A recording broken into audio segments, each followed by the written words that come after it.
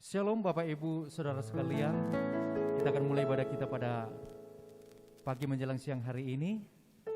Mari kita siapkan hati kita untuk memuji dan memuliakan nama Tuhan. Mari kita berikan tepuk tangan, sorakan haleluya.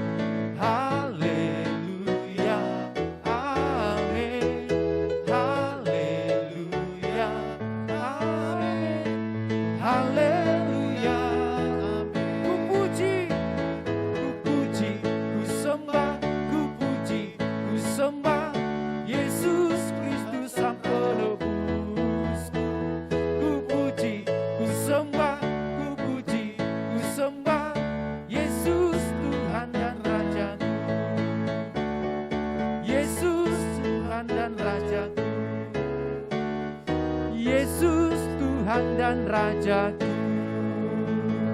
Mari berikan tepuk tangan, sorakan haleluya, haleluya.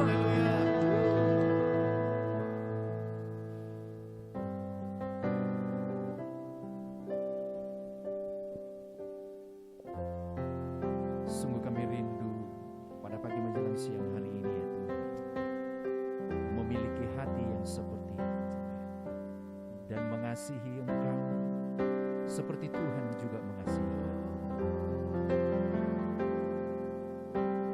Aku ingin memiliki hati yang seperti-Mu. Aku rindu mengasihi seperti Kau mengasihiku.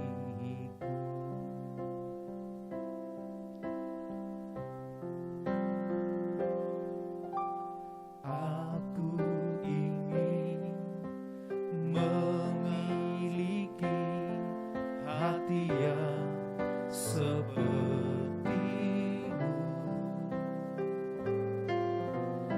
Aku rindu mengasihi seperti Kau mengasihiku.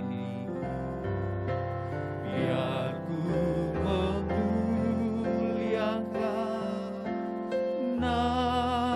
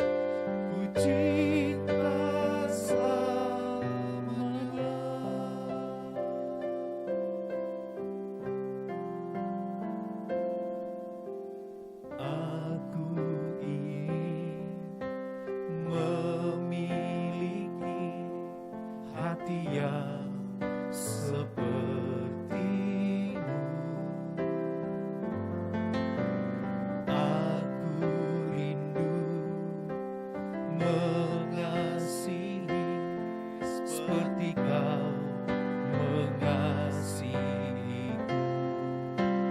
Biar ku memuliakan nama-Mu seumur hidup dan mengasihi hari ini lebih dari yang lalu. Biar ku menyenangkan hati-Mu sepanjang hayatku. Yesus, ku cinta selamanya. Biar ku memuliakan, biar ku memuliakan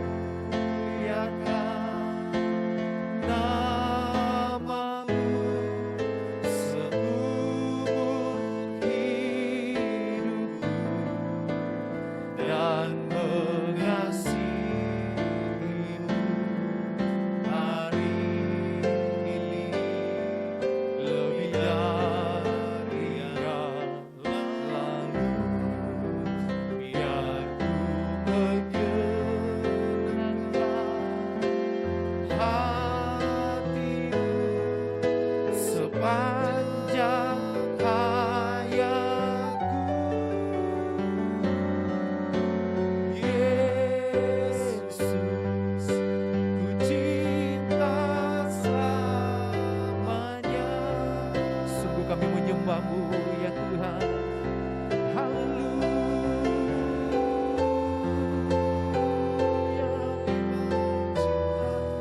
Kami rindu Tuhan. Sungguh kami mengasihi-Mu.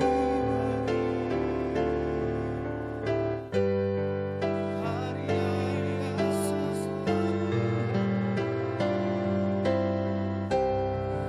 biarlah hari ini kami menyenangkan hati-Mu, Tuhan. Memuji-Mu, kami sembah-Mu. Yesus segalanya bagi kami. Kami memuji-Mu, Yesus.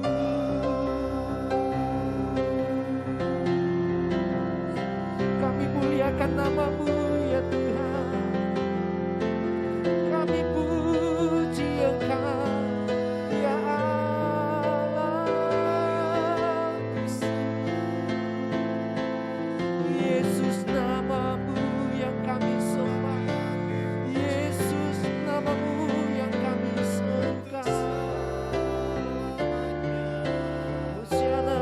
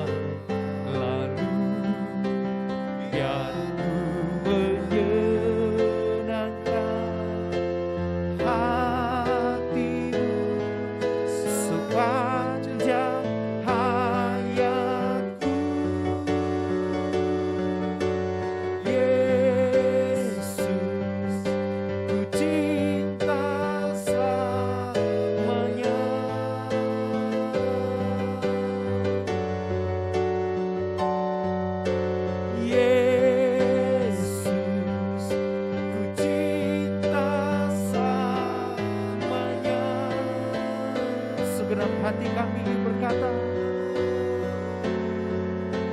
Yesus, ku cinta selamanya.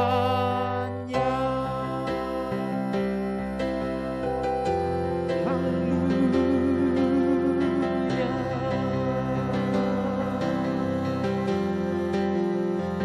Hosiana bagimu Hosiana bagimu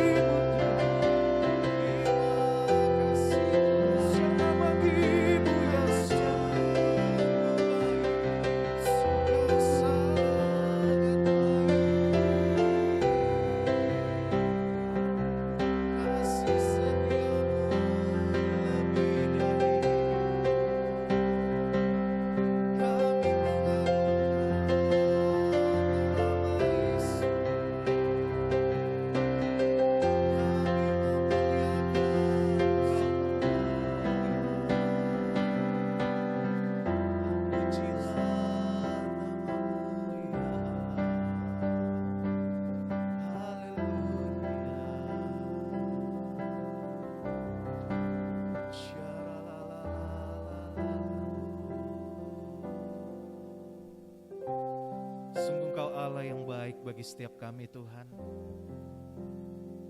Engkau mengendalikan segala sesuatu, tidak ada yang sukar di hadapan-Mu. Kalau kami boleh ada sampai dengan hari ini, kami mau akui semua karena Engkau. Kau berkenan mengantarkan kami sampai di minggu yang keempat Tuhan, di bulan Agustus. Kami bersyukur untuk 6 hari Engkau menyertai perjalanan hidup kami. Kau menyertai keluarga kami, pekerjaan kami, usaha kami. Dan Kau memberikan kami kesehatan dan kekuatan Tuhan, untuk kami boleh beribadah hari ini secara online Tuhan. Bapa, beracaralah di tengah-tengah ibadah kami. Engkau melawat setiap umat-Mu yang menyaksikan ibadah ini Tuhan. Engkau yang tahu setiap kebutuhan, Engkau yang tahu setiap kesulitan, Engkau yang tahu setiap pergumulan. Dan hari ini kami berdoa, Tuhan curahkan pertolongan-Mu yang begitu ajaib. Tuhan curahkan mujizat-Mu. Dan kiranya Engkau menjawab setiap seruan dan doa kami Tuhan. Firman berkata, Engkau tidak pernah mengulur-ulur waktu untuk menolong kami. Dan kiranya itu menjadi pengalaman kami bersama-sama dengan Tuhan. Kami mau mengenal Kau lebih lagi lewat semua yang terjadi dalam hidup kami Tuhan. Hari ini kami menyerahkan hidup kami ke dalam tangan-Mu Tuhan. Kami tahu Engkau segala-galanya buat kami Tuhan. Sebentar kami akan mendengarkan firman-Mu Tuhan. Mari Kau pakai hamba-Mu ini sehingga dengan perkataan sederhana boleh menyampaikan apa yang menjadi isi hati-Mu Tuhan. Kami mau belajar bersama-sama seperti Maria yang duduk diam di kaki-Mu untuk mendengarkan Engkau. Kami menyerahkan pemberitaan firman-Mu. Roh Kudus ambil alih di dalam nama Tuhan Yesus. Mari umat Tuhan yang siap untuk mendengarkan firman Tuhan bersama-sama kita katakan amin. Puji nama Tuhan. Nah, salam Bapak Ibu Saudara yang ada di rumah-rumah, dimanapun Anda berada hari ini menyaksikan ibadah ini secara online. Secara khusus kami mau menyapa jemaat Tuhan yang ada di GBI Siantar Plaza dan Gedung Juang, di mana hari ini karena penyekatan dan PPKM yang diberlakukan di kota Siantar, kita belum dapat beribadah di tempat. Tetapi saya percaya Tuhan hadir di tempat ini, di rumah saudara, dan dimanapun saudara menyaksikan ibadah ini. Dan Tuhan siap untuk mencurahkan kasih kuasa-Nya untuk setiap umat Tuhan. Saudara dikasihi oleh Tuhan, hari ini saya ingin menyambung apa yang menjadi tema di dalam bulan ini, yaitu integritas jemaat terhadap gereja Tuhan. Nah saudara, biarlah kita bersama-sama mengerti peranan dan tugas kita sebagai jemaat Tuhan yang ditanam dalam gereja Tuhan. Sehingga setiap kita mampu berkontribusi saudara, setiap kita mampu berdampak, setiap kita mampu berbuah, sebab itu yang diharapkan di dalam firman Tuhan bagi setiap umat Tuhan. Saudara kasih Tuhan, hari ini saya ingin menyampaikan sebuah tema, yaitu integritas jemaat di dalam gereja saudara. Kisah Para Rasul 11 ayat 26 berkata demikian, mereka tinggal bersama-sama dengan jemaat itu 1 tahun lamanya sambil mengajar banyak orang. Di Antiokialah murid-murid itu untuk pertama kalinya disebut Kristen. Nah saudara, bagaimanakah menjadi jemaat yang berintegritas? Bagaimanakah menjadi jemaat yang berdampak? Nah hari ini kita sama-sama mau belajar dari jemaat yang ada di Antioquia, saudara. Seperti ayat yang kita bacakan tadi. Nah, Antioquia merupakan gambaran gereja modern hari-hari ini, saudara.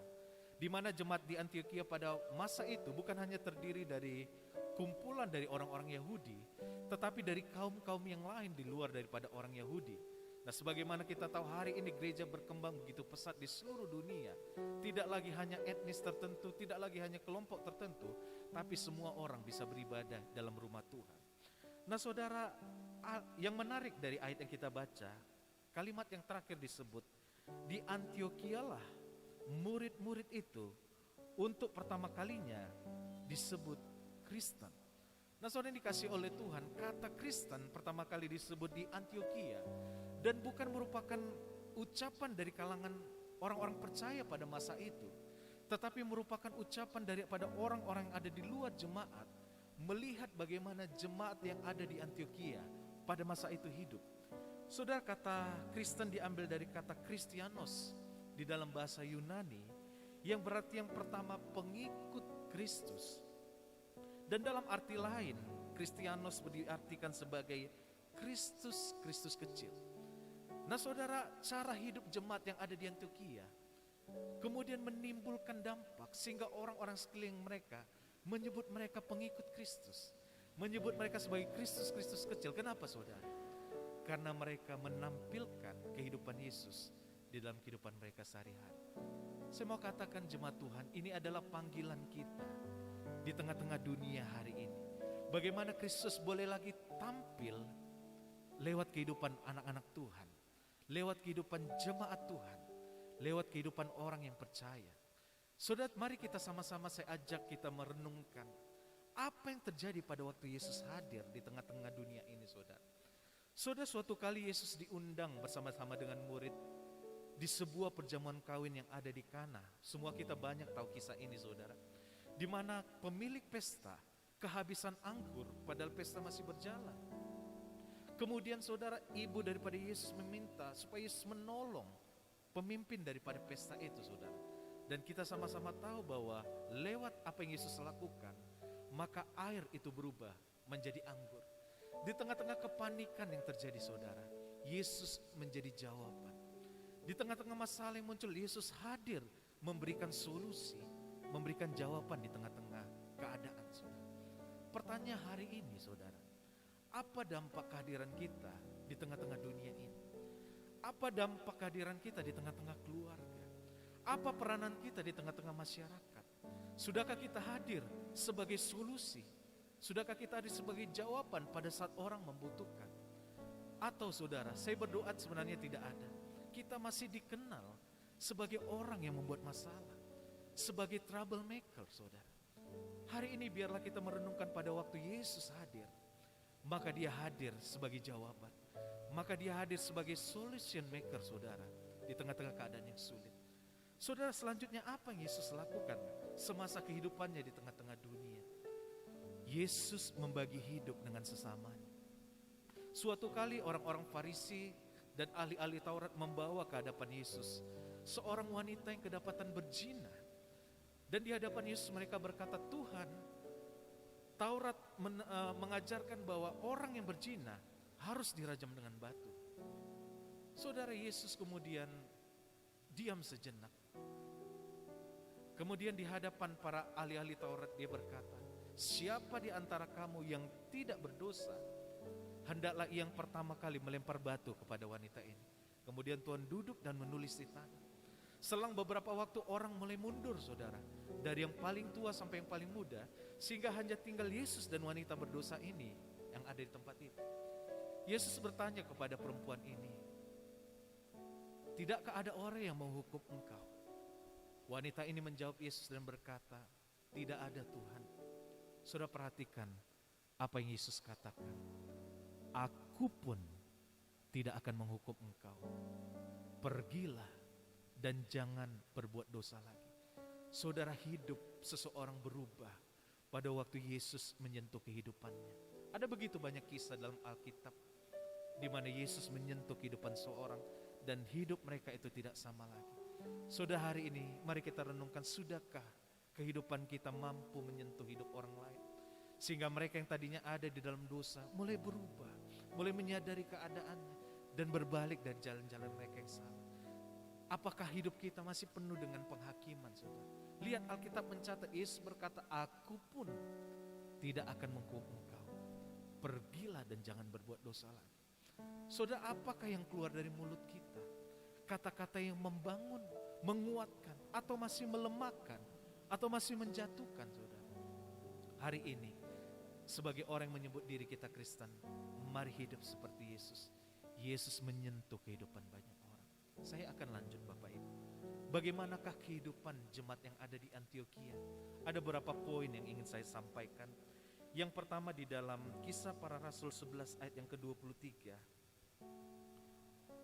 Firman Tuhan berkata seperti ini, Kisah Para Rasul 11 ayat 23. Setelah Barnabas datang dan melihat kasih karunia Allah, bersukacitalah ia menasihati mereka supaya mereka semua tetap setia kepada Tuhan. Salah satu ciri daripada jemaat yang ada di Antioquia, mereka setia kepada Tuhan. Saudara, kesetiaan kepada Tuhan adalah sesuatu yang perlu kita miliki dan kita jaga baik-baik. Mengapa, saudara? Karena Tuhan tidak pernah berjanji bahwa langit akan selalu biru. Tuhan tidak pernah berjanji bahwa jalan akan selalu rata. Tuhan juga bahkan tidak pernah berjanji bahwa tidak akan ada masalah yang menghampiri orang percaya.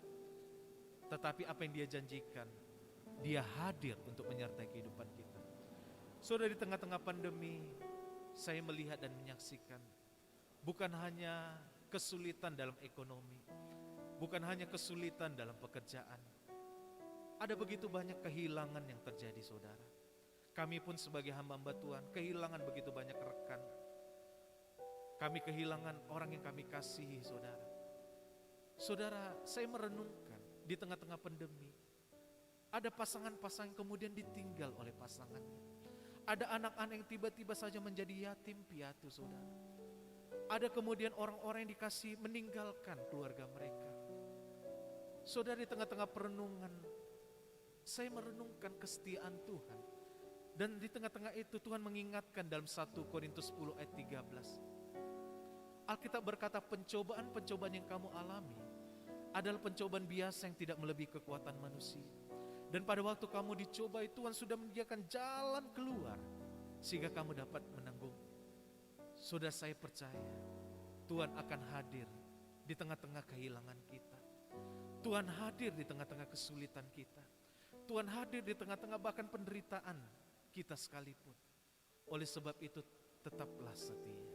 Sebuah lagu berkata seperti ini, saudara. Selidiki aku, lihat hatiku, apakah ku sungguh mengasihimu, Yesus, Kau yang Maha Tahu dan menilai hidupku. Tak ada yang tersembunyi bagimu. Telah kulihat kebaikanmu yang tak pernah habis di hidupku. Ku berjuang sampai akhirnya Kau dapati aku tetap setia. Saudara, kesetiaan adalah sesuatu yang kita perlu miliki. Di tengah-tengah perkembangan dunia di mana kesetiaan menjadi produk yang langka, saudara. Suami-suami mulai tidak setia lagi kepada istrinya. Orang-orang mulai tidak setia lagi kepada perjanjiannya, saudara. Oleh sebab itu anak-anak Tuhan harus tampil menunjukkan kesetiaan di tengah-tengah dunia ini. Yang pertama sekali setia kepada Tuhan. Yang kedua juga setia untuk beribadah, saudara. Pandemi menunjukkan kepada kita bahwa ibadah itu sesuatu yang mahal, saudara. Untuk beribadah di tempat-tempat umum, saudara, bagi kita itu sesuatu yang sangat-sangat berharga. Oleh sebab itu dimanapun saudara hari ini berada, saudara, mari setia untuk beribadah kepada Tuhan. Jangan pernah tinggalkan ibadah, saudara. Keadaan sulit bisa terjadi, masalah bisa terjadi saudara, tapi jangan pernah untuk meninggalkan ibadah. Saudara, kita juga perlu setia untuk memperhatikan sesama kita saudara. Di tengah-tengah keadaan yang kurang baik, di tengah-tengah masa yang sulit saudara, ini kesempatan bagi kita untuk hadir menjadi Yesus bagi orang lain yang membutuhkan. Saudara, setia juga saudara untuk memperhatikan pekerjaan Tuhan. Sebab pekerjaan Tuhan bisa terus berjalan pada waktu jemaat terus mensupport gereja di mana mereka ditanam oleh Tuhan. Saudara yang dikasih oleh Tuhan, yang pertama, jemaat di Antioquia itu adalah jemaat yang setia. Yang kedua, di dalam Kisah Para Rasul 11 ayat yang ke-26, saudara, firman Tuhan yang tadi kita baca berkata demikian, mereka tinggal bersama-sama dengan jemaat itu 1 tahun lamanya sambil mengajar banyak orang. Di Antioquia lah murid-murid itu untuk pertama kalinya disebut Kristen.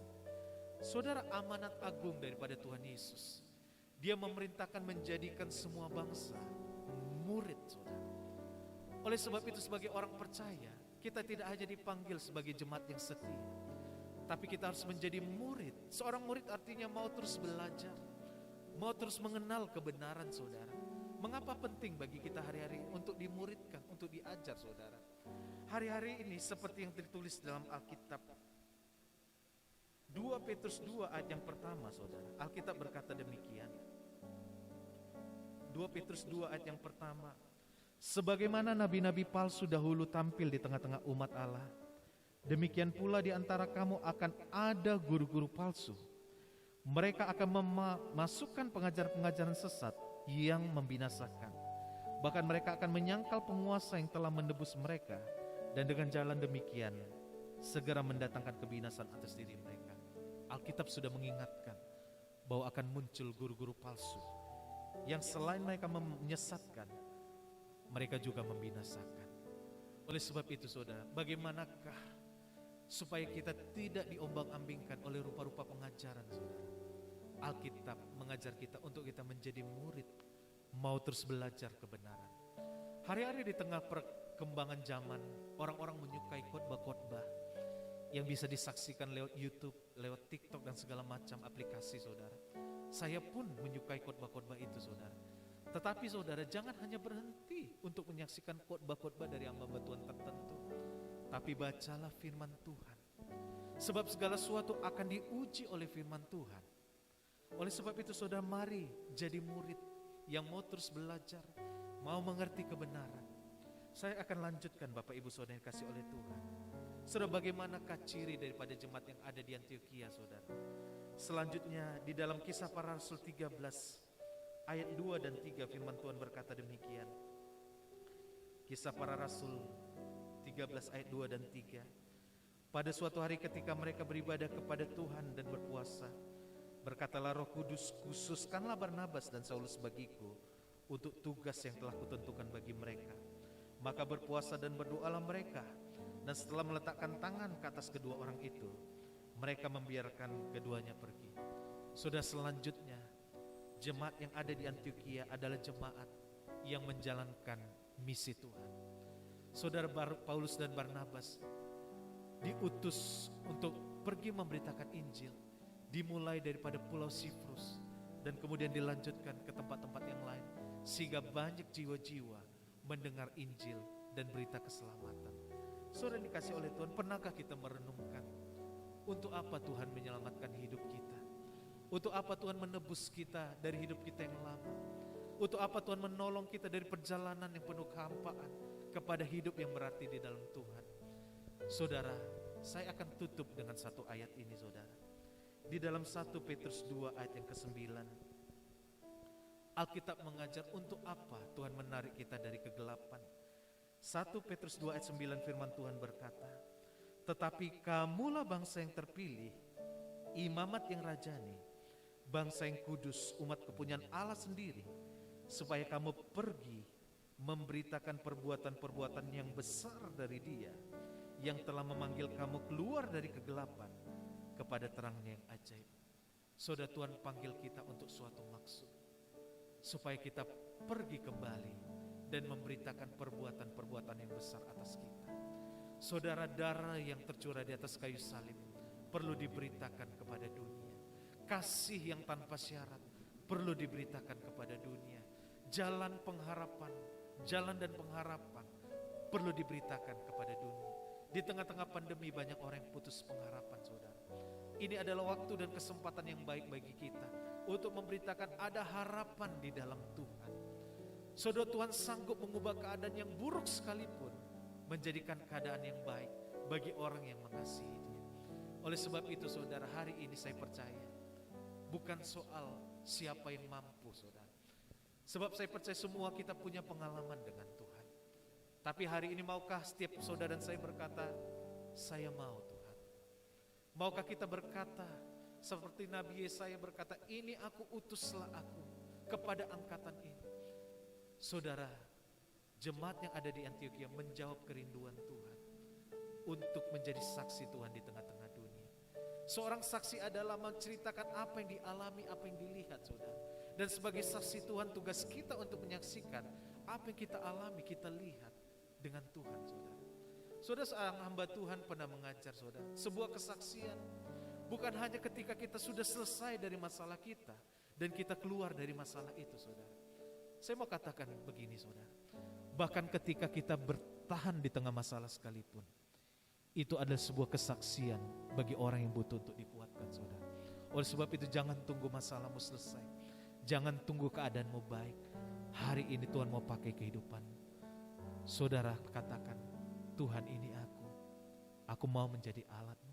Oleh sebab itu dari jemaat di Antioquia, kita belajar 3 hal. Yang pertama, mereka setia kepada Tuhan. Yang kedua, mereka mau diajar. Sebab yang Tuhan cari itu adalah murid. Dan yang ketiga, mereka mau memberitakan Injil Tuhan. Mari kita berdoa, saudara. Tuhan, hamba berdoa untuk setiap umat-Mu yang menyaksikan ibadah ini. Kami membuka hati kami di hadapan-Mu. Sebagaimana jemaat di Antioquia pertama sekali disebut Kristen. Karena hidup mereka menampilkan Kristus di tengah-tengah dunia. Hari ini pakailah setiap kami, Tuhan, menampilkan Kristus di tengah-tengah dunia. Ketika keadaan sulit terjadi, ketika pandemi terjadi, Tuhan, biarlah kami hadir menjadi jawaban. Biarlah kami hadir menyentuh kehidupan banyak orang, Tuhan. Biarlah apa yang ada pada kami, Tuhan, itu boleh kami pakai untuk memperhatikan sekeliling kami yang menderita. Tuhan, pakai setiap kami untuk boleh menjadi saksi-Mu, untuk menceritakan perbuatan Tuhan yang besar di tengah-tengah dunia ini. Tuhan, berikan kepada kami keberanian, berikan kepada kami hati yang seperti hati-Mu, yang mengasihi jiwa-jiwa yang terhilang, Tuhan. Tuhan, pakai setiap kami, Tuhan, selagi kami ada, selagi kami masih diberikan kesempatan untuk boleh menjadi alat-Mu, sehingga jemaat-Mu menjadi jemaat yang berintegritas, Tuhan, setia kepada Tuhan.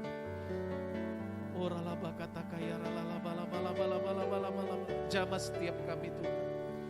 Kami yang rindu dipakai sebagai alat-Mu. Kami yang mau berubah dari yang hanya memperhatikan kepentingan kami sendiri. Kami yang memperhatikan kepentingan Tuhan.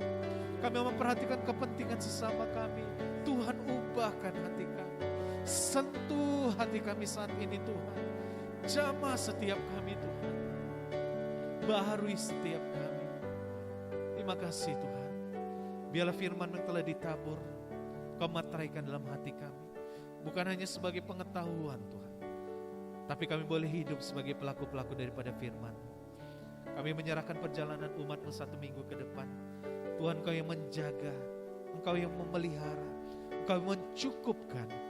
Bahkan Kau hadir, ya Tuhan, untuk menolong di dalam kesulitan kami, di dalam masalah kami. Terima kasih Tuhan Yesus. Berkati tiap-tiap rumah tangga.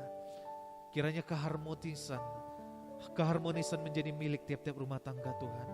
Berikan hati suami yang mengasihi istri, istri yang mau tunduk kepada suami, anak-anak yang mau mengasihi dan dikasihi oleh orang tua mereka. Tuhan, kami berdoa untuk bangsa kami, tolong bangsa kami. Di tengah-tengah pandemi yang terus terjadi, untuk bangsa kami boleh keluar daripada pandemi ini, Tuhan. Berkati vaksinasi yang terus berjalan di seluruh Nusantara, Tuhan. Biar kiranya boleh menjadi alat untuk menghalau penyebaran daripada COVID-19, Tuhan. Berikan hikmat kepada Presiden kami Bapak Joko Widodo, Wakil Presiden Bapak Ma'ruf Amin, membuat keputusan demi keputusan atas bangsa ini, sehingga bangsa ini boleh dibawa kepada kesejahteraan, bahkan terlebih kepada rencana-Mu yang ajaib Tuhan. Pakai TNI dan Polri Tuhan, untuk boleh menjaga stabilitas keamanan di bangsa kami, untuk boleh mengalahkan yang jahat. Berkati pengadilan, kejaksaan, KPK Tuhan, untuk boleh menegakkan kebenaran. Berkati Tuhan kota Siantar di mana kami tinggal, Kabupaten Simalungun. Curahkan damai sejahtera-Mu, curahkan keamanan, bahkan di tengah-tengah PPKM yang dijalankan Tuhan. Tuhan, Kau menolong sehingga ada penurunan daripada korban COVID-19 Tuhan, dalam nama Tuhan Yesus.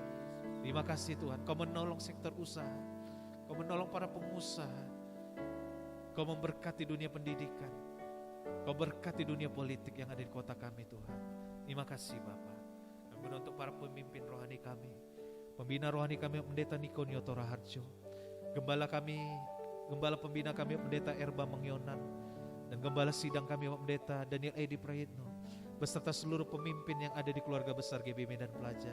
Berkat atas para pemimpin kami, kiranya perlindungan-Mu, kiranya kesehatan, kekuatan, bahkan kelimpahan dari surga menyertai para pemimpin kami.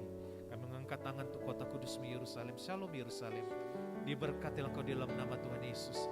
Damai sejahtera ada atas tembok-Mu dan sentosa ada atas puri-puri-Mu.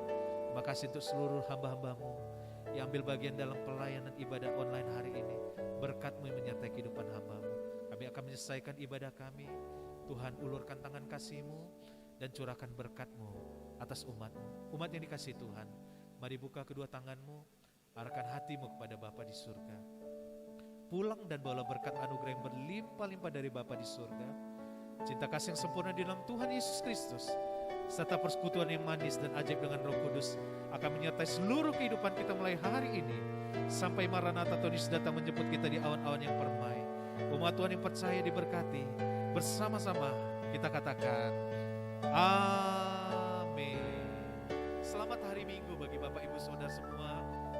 Tuhan Yesus memberkati. Shalom. Bagi Bapak Ibu Saudara sekalian yang ingin memberikan persembahan, boleh melihat daftar QR melalui QR yang ada di bawah ini dan nomor rekening yang ada di layar ini. Demikian, Tuhan Yesus memberkati. Shalom.